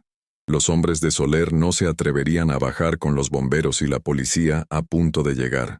Estaban atrapados arriba, al menos por ahora. Saltaron el último metro hasta el pequeño patio trasero de la casa de Santiago, cayendo sobre la hierba húmeda. Elena se giró justo a tiempo para ver algo que le heló la sangre, a pesar del alivio momentáneo de la huida. Una luz anaranjada y parpadeante florecía en una de las ventanas rotas del ático. El fuego. Un pequeño y accidental fuego. Las órdenes de Soler se estaban cumpliendo. Las llamas comenzaron a lamer la madera seca y podrida del marco de la ventana, creciendo con una rapidez aterradora. El resplandor anaranjado iluminaba las caras de Elena, Leo y Santiago. Sus rostros, una mezcla de terror y asombro, habían escapado por los pelos, no solo de los matones, sino de ser quemados vivos, de convertirse en otro trágico accidente en la larga y sangrienta historia de Hilatura Soler. El olor acre del humo comenzó a llegar hasta ellos, un fantasma del pasado que volvía para reclamar el edificio. Santiago los empujó rápidamente hacia la puerta trasera de su casa, cerrándola de golpe detrás de ellos. Estaban a salvo, por ahora. El sonido de las sirenas era ahora ensordecedor, llenando la noche. Elena se apoyó contra la puerta, jadeando, con el cuerpo temblando violentamente, y miró la pesada caja de metal que descansaba en el suelo de la cocina. Habían salvado la verdad de las llamas. Desde la seguridad de la pequeña cocina de Santiago, que olía a café viejo y a naftalina, observaron a través de la ventana cómo el camión de bomberos llegaba al patio de la fábrica. Las luces rojas y azules barrían la fachada del edificio, pintando escenas estroboscópicas de pánico y caos. Elena sostenía a Leo con fuerza, su pequeño cuerpo todavía temblando de frío y miedo. El calor de la modesta casa era un bálsamo para sus cuerpos helados, pero no podía calmar el temblor de su alma. Habían sobrevivido. La palabra resonaba en su mente con incredulidad. Habían escapado de la trampa, enfrentándose al legado de Arturo Soler y huyendo de las llamas que él había ordenado. Miró a Santiago, que estaba de pie junto a ella, su rostro pálido pero sus ojos brillando con una determinación que ella nunca había visto antes. La cobardía de 50 años se había quemado esa noche, purgada por un acto de valentía desesperada. La batalla no había terminado, pero habían ganado una escaramuza crucial. Elena cayó de rodillas, no por debilidad, sino por el peso abrumador de lo que acababa de suceder. El cuerpo le dolía por todas partes. Tenía las manos en carne viva por el óxido de la escalera de incendios y los pulmones le ardían por el aire helado. Pero estaba viva, y Leo estaba a salvo. Las lágrimas, que había contenido durante tanto tiempo, finalmente brotaron silenciosas y calientes. Eran lágrimas de terror, de alivio, de una ira impotente que ahora tenía un objetivo claro. Mientras los bomberos comenzaban a desplegar sus mangueras, sus gritos resonando en la noche, Elena puso una mano protectora sobre la fría superficie metálica de la caja de seguridad. Dentro de esa caja no solo estaban los crímenes de los Soler, sino también su única esperanza de un futuro. Era la llave para destruir al hombre que había intentado destruirlos a ellos, y para finalmente dar paz a las almas que habían estado gritando en silencio desde las paredes de aquella fábrica durante 50 largos y olvidados años. El calor del fuego incipiente se sentía incluso a través del cristal de la ventana. Las llamas, alimentadas por décadas de polvo y madera seca, se extendían con una voracidad hambrienta por el ático. Su refugio, su trampa, su infierno, ahora era una pira funeraria, un faro de la maldad de Soler que iluminaba la noche para que toda la ciudad lo viera. Elena observó cómo las llamas devoraban el lugar que había sido testigo de su desesperación más profunda y de su renacimiento más feroz. El sonido de la alarma del coche se había detenido, reemplazado por el crepitar del fuego y las órdenes a gritos de los bomberos. Todo parecía surrealista, como una escena de una película, pero el dolor en sus manos y el peso de la caja a sus pies eran terriblemente reales. Santiago puso una mano temblorosa en su hombro. «Lo conseguimos, niña», susurró. Conseguimos sacar la verdad del infierno. Y en ese momento, Elena supo que no había vuelta atrás. La guerra contra Arturo Soler acababa de empezar. La adrenalina que la había mantenido en pie comenzó a desvanecerse, dejando paso a un agotamiento profundo y absoluto que le pesaba en cada hueso. El temblor de su cuerpo ya no era de miedo, sino de puro shock y cansancio. Miró a Leo, que se había acurrucado en una vieja butaca y se había quedado dormido al instante, su rostro de niño finalmente en paz, a salvo del frío y del peligro inmediato. Un amor feroz y protector surgió en ella. Todo lo que había hecho, cada riesgo que había corrido, había sido por él, por darle un futuro que no estuviera manchado por la pobreza y la desesperación. Ahora, gracias a la caja de metal que tenía a sus pies, ese futuro parecía, por primera vez, una posibilidad tangible.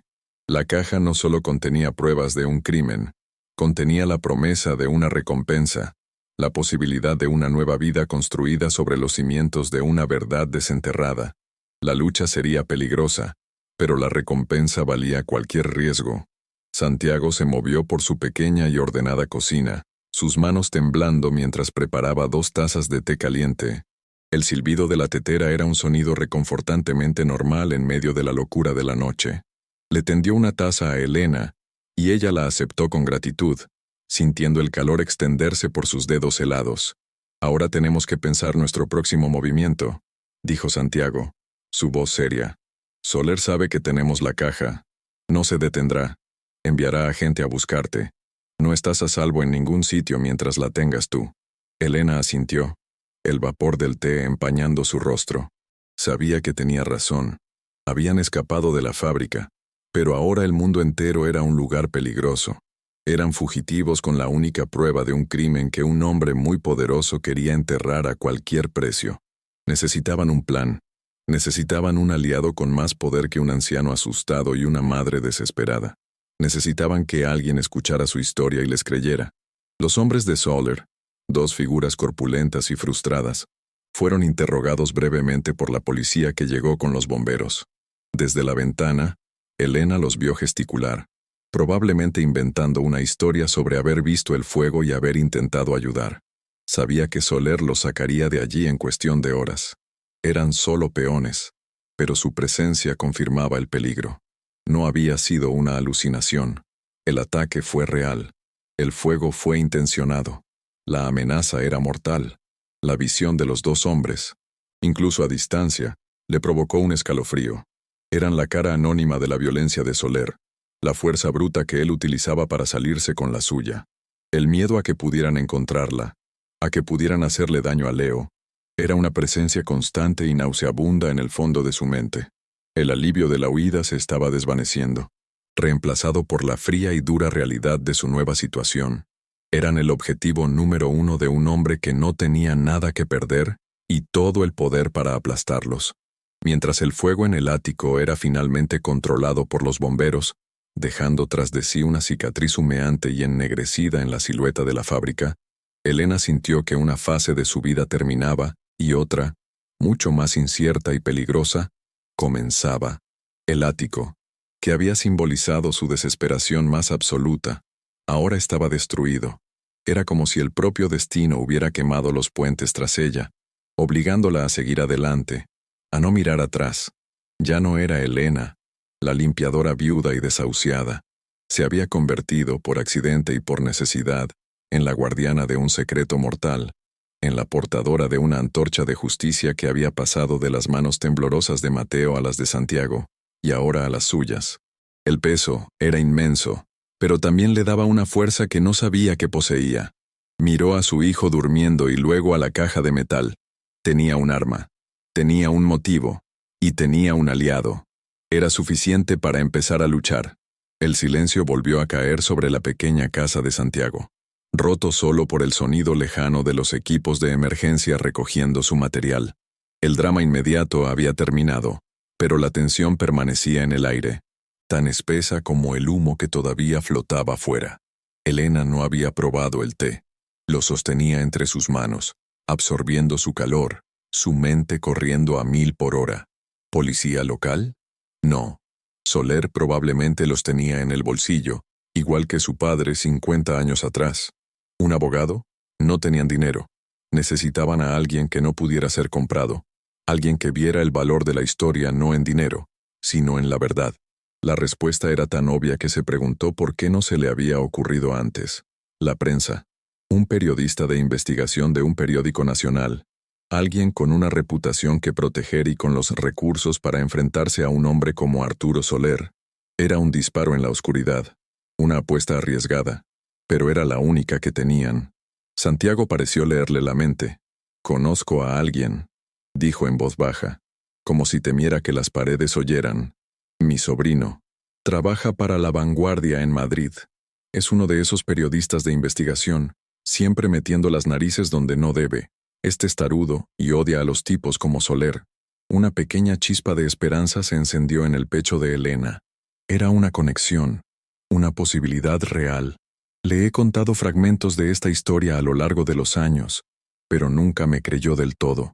Pensaba que eran los desvaríos de un viejo culpable, pero con esto, dijo, señalando con la cabeza la caja de metal, con las pruebas en la mano, me escuchará, nos escuchará. El plan comenzaba a tomar forma, un camino estrecho y peligroso que se abría en la oscuridad. Ya no estaban solos en esto. Tenían una oportunidad. Una única y frágil oportunidad de hacer que la verdad saliera a la luz y de asegurarse de que los gritos de la fábrica fueran finalmente escuchados. El amanecer comenzaba a despuntar, un resplandor grisáceo en el horizonte. La noche más larga de la vida de Elena estaba llegando a su fin. Se sentía como si hubiera envejecido 10 años en unas pocas horas. El cansancio era un dolor físico, una pesada manta que la envolvía, pero bajo el agotamiento, sentía una corriente subterránea de algo nuevo, determinación. Miró por la ventana la fábrica, ahora un esqueleto ennegrecido y humeante contra el cielo del amanecer. Parecía un animal prehistórico que finalmente había muerto. Su larga agonía terminada, pero su espíritu, su historia, ahora vivía en la caja de metal que estaba a sus pies. Era su legado, su responsabilidad. Tomó el teléfono que Santiago le ofrecía. El plástico se sentía frío y pesado en su mano. Era hora de hacer la llamada, hora de despertar a los fantasmas y dejar que contaran su historia al mundo. Su dedo tembló al marcar el número que Santiago le dictó, cada dígito un paso más hacia un futuro desconocido y peligroso. Con el viejo teléfono de plástico temblando en su mano arrugada, Santiago marcó el número de memoria. La voz de su sobrino, Marcos, sonó distante, profesional y apresurada. «Tío, estoy en medio de un cierre de edición». Pero la voz de Santiago, aunque quebrada por la emoción, lo interrumpió con una urgencia que traspasó la línea telefónica como una descarga eléctrica. «Escucha, Marcos. Es sobre la fábrica. Es sobre Hilaturas Soler». Hubo una pausa cargada de estática. Elena, de pie a su lado, sentía su propio corazón latir violentamente en sus oídos. «Tengo los diarios del contable, Mateo, y los libros de contabilidad. Todo. La prueba irrefutable del incendio de 1971 y de lo que le pasó a él». Del otro lado de la línea, el bullicio de una redacción se detuvo abruptamente. Elena podía oír el rápido tecleo de un teclado, furioso y decidido. «Arturo Soler está detrás de todo. Intentó matarnos esta noche», añadió Elena, su voz un susurro cargado de terror y acero. El silencio se prolongó. «No os mováis de ahí. No habléis con nadie. Tomo el primer tren de la mañana. Voy para allá», dijo Marcos, su tono transformado de la prisa al de un cazador que acaba de encontrar la presa de su vida. La llamada terminó, dejando un silencio lleno de un nuevo tipo de esperanza, frágil pero potente. Marcos llegó con las primeras y frías luces del alba, un hombre más joven de lo que Elena esperaba, con profundas ojeras de noche sin dormir, pero unos ojos que ardían con una intensidad incansable. No hubo presentaciones largas ni formalidades. Entró, asintió a Elena con respeto y se arrodilló inmediatamente frente a la caja metálica, como si fuera un altar sagrado. El olor a papel viejo, a moho y a verdad reprimida durante décadas, llenó la pequeña sala de estar de Santiago. Con manos de cirujano, casi sin respirar, Marcos extrajo el diario encuadernado en cuero y uno de los pesados libros mayores.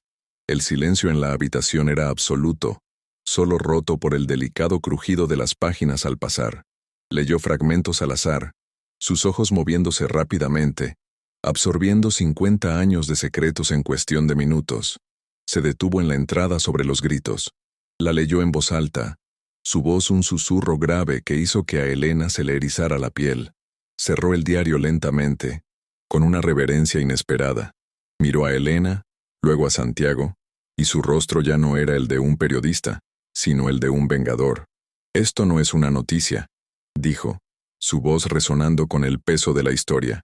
«Esto es una bomba atómica, y vamos a detonarla en el mismísimo centro de su imperio». Marcos no llamó a su redactor jefe. Sacó un teléfono satelital, un aparato de aspecto militar que parecía sacado de una película de espías, y marcó un número encriptado. «Necesito a la fiscal especial Ainhoa Montero. Dile que es caso Cuervo. Es de máxima urgencia». La conversación fue corta, tensa, llena de frases en clave que Elena no comprendía pero cuyo peso era evidente. «Tengo testimonio presencial y pruebas físicas. Un encubrimiento de 50 años. Asesinato múltiple y fraude a gran escala. El objetivo principal es Soler». «Sí, Arturo Soler». Elena observaba, fascinada y aterrorizada a partes iguales. El poder en la habitación se había desplazado. Ya no eran dos fugitivos y un anciano. Eran la fuente de una operación de alto nivel. Marcos colgó y los miró fijamente. «La Fiscalía General del Estado se hará cargo personalmente. Van a enviar a la UCO, la Unidad Central Operativa de la Guardia Civil. Son los mejores. No confían en la policía local para un caso de esta magnitud». Una sensación de vértigo se apoderó de Elena. Las ruedas de una justicia superior, una que ella no sabía que existía, habían empezado a girar. El sonido de esas ruedas era silencioso, pero ella podía sentir la vibración en el suelo, un terremoto que se dirigía directamente hacia el imperio de cristal de Arturo Soler. La detención de Arturo Soler no fue un espectáculo violento, sino una humillación silenciosa y quirúrgica. Elena, Santiago y Leo, alojados bajo protección en un lugar seguro, lo vieron en las noticias. Las imágenes mostraban a Soler saliendo de sus rascacielos de oficinas, un monolito de cristal y acero que dominaba la ciudad.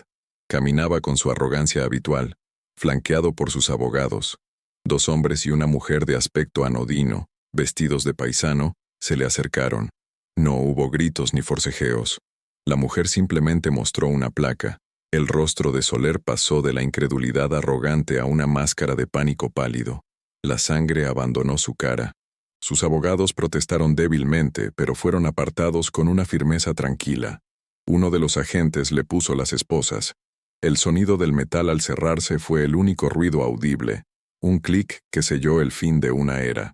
La cámara se acercó al rostro de Soler mientras lo metían en un coche sin distintivos, y por primera vez, Elena vio en él no a un monstruo, sino a un hombre patético y derrotado. El depredador se había convertido en presa. Sintió un escalofrío. No de miedo, sino de una justicia fría y terrible. La historia explotó en la conciencia nacional. Los titulares eran brutales. La masacre oculta de Hilaturas Soler, el legado de sangre de la familia Soler. La fábrica, con su ático carbonizado, se convirtió en un monumento nacional al horror y la corrupción, acordonada y analizada por equipos forenses que, efectivamente, encontraron restos humanos en los cimientos, confirmando los peores temores. El diario de Mateo se publicó íntegramente, y su prosa aterrorizada se convirtió en la voz de los muertos. Un testimonio póstumo que sacudió al país. El imperio de Soler se desmoronó. Las acciones de sus empresas se desplomaron. Socios de toda la vida lo abandonaron. Su nombre, antes sinónimo de poder y éxito, se convirtió en una palabra maldita, susurrada con desprecio. Elena veía los programas de debate, a los expertos analizando cada detalle, y se sentía como si estuviera viendo la historia de otra persona. Pero luego veía su propio rostro en la pantalla, un borrón pixelado descrito como la testigo clave, y el terror y el orgullo chocaban violentamente en su pecho. La verdad era un incendio incontrolable, y ella había proporcionado la chispa. La historia de Elena, Santiago y Mateo inspiró a otros a hablar. Los descendientes de los trabajadores asesinados, ahora ancianos, emergieron de décadas de silencio y miedo. En entrevistas emotivas, Compartían viejas fotografías en blanco y negro de sus padres y abuelos, hombres jóvenes con futuros prometedores que un día fueron a trabajar y simplemente nunca volvieron. Contaban historias de una vida marcada por la ausencia, por una pregunta sin respuesta que había envenenado a sus familias durante generaciones. Se organizó una vigilia frente a la fábrica, y miles de personas acudieron con velas, sus pequeñas llamas parpadeando en la noche como un eco del fuego que lo había consumido todo. Elena y Leo asistieron, de pie entre la multitud, anónimos. Al escuchar los nombres de las víctimas leídos en voz alta, uno por uno, Elena sintió que el círculo se cerraba. No era solo su victoria, era la de ellos. Los gritos del ático, que la habían atormentado en sueños, fueron reemplazados por el sonido de una oración colectiva, un murmullo de paz que finalmente se asentaba sobre el lugar maldito. La justicia para los muertos había llegado. Meses después, cuando el polvo mediático y legal comenzó a asentarse, llegó una carta oficial a la modesta vivienda temporal donde se alojaban. Tenía el sello del gobierno. Con manos temblorosas, Elena la abrió. No era una citación ni una notificación, era una concesión. El Estado, en reconocimiento a su extraordinario valor cívico y al riesgo mortal que había asumido para destapar uno de los peores crímenes corporativos de la historia reciente, le otorgaba una recompensa pública. Leyó la cifra, pero su cerebro se negó a procesarla. 2 millones de euros. La releyó. 2 millones. El papel casi se le cae de las manos. Un mareo la invadió. Su mente voló instantáneamente a la imagen de sí misma en el apartamento vacío, contando las monedas sobre la mesa. 50 euros. La distancia entre esos dos números no era solo matemática. Era la distancia entre el infierno y una vida que nunca se había atrevido a soñar. Las lágrimas brotaron de sus ojos, pero esta vez no eran de desesperación ni de miedo. Eran lágrimas de una incredulidad abrumadora, el sonido del peso del mundo levantándose de sus hombros para siempre. El ático polvoriento fue reemplazado por una pequeña y encantadora casa con un jardín trasero. El olor a moho y decadencia fue sustituido por el aroma de la hierba recién cortada y la pintura fresca. El sonido del goteo incesante y el viento plañidero dio paso a la risa de Leo mientras perseguía una pelota bajo el sol. El contraste era tan agudo, tan absoluto, que a veces Elena tenía que detenerse y tocar una pared sólida o mirar un árbol para convencerse de que era real. Lo primero que compró fue una cama de verdad para Leo, con un colchón grueso y sábanas de dibujos de superhéroes. Verlo dormir profundamente, seguro y abrigado, era un lujo que superaba cualquier otra cosa que el dinero pudiera comprar. Ya no había necesidad de susurrar, de esconderse, de vivir con el nudo del hambre en el estómago. La despensa estaba siempre llena. El calor llenaba la casa. Había luz. Había paz. Elena pasaba horas simplemente sentada en su cocina, escuchando el suave zumbido del frigorífico, el sonido más hermoso y tranquilizador del mundo, el sonido de la normalidad, de la seguridad, de un hogar. La transformación de Elena fue más allá de lo material. La tensión constante que había endurecido sus rasgos se desvaneció, reemplazada por una serenidad que no había conocido en años. Sus manos, antes agrietadas por la lejía y encallecidas por la miseria, ahora estaban ocupadas en su jardín, cubiertas de tierra fértil mientras plantaba flores. En una habitación inundada de luz solar, instaló una máquina de coser, un sueño que había acariciado desde niña. El suave zumbido de la máquina se convirtió en la banda sonora de su nueva vida. Pasaba las tardes creando, no por necesidad, sino por puro placer.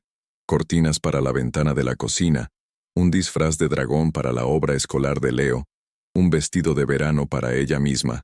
Cada puntada era un acto de recuperación, una forma de tejer un futuro de colores brillantes sobre el tejido gastado y gris de su pasado. Al mirar a su hijo jugar en el jardín, una sonrisa genuina, una que había creído perdida para siempre, se dibujaba en su rostro. Ya no era una superviviente luchando contra la marea, era una mujer que, tras caminar por el infierno, había encontrado por fin su propio y merecido paraíso. La escena final no era dramática, era simple, perfecta. Elena, Leo y Santiago sentados alrededor de una mesa de madera en el jardín, bajo un cielo de atardecer. La mesa estaba cargada de comida, pollo asado cuya piel crujía, patatas doradas, una ensalada llena de color, un festín. El contraste con las noches de hambre en el ático era un abismo que solo ellos tres podían comprender. Leo hablaba y reía, contando una historia del colegio, su rostro animado y libre de toda preocupación. Santiago, con una copa de vino en la mano, parecía 10 años más joven, la sombra de la culpa finalmente levantada de sus hombros. Elena lo observaba todo, y un sentimiento de gratitud tan inmenso la invadió que le cortó la respiración. Una única lágrima rodó por su mejilla, pero era una lágrima de pura felicidad. Lo habían logrado. Habían encontrado la luz. Historias como la de Elena demuestran que incluso en la oscuridad más profunda, una sola chispa de valor puede incendiar la esperanza y traer la justicia. ¿Quieres descubrir más relatos de superación y misterio que te mantendrán en vilo? Suscríbete a nuestro canal y no te pierdas ni una sola historia.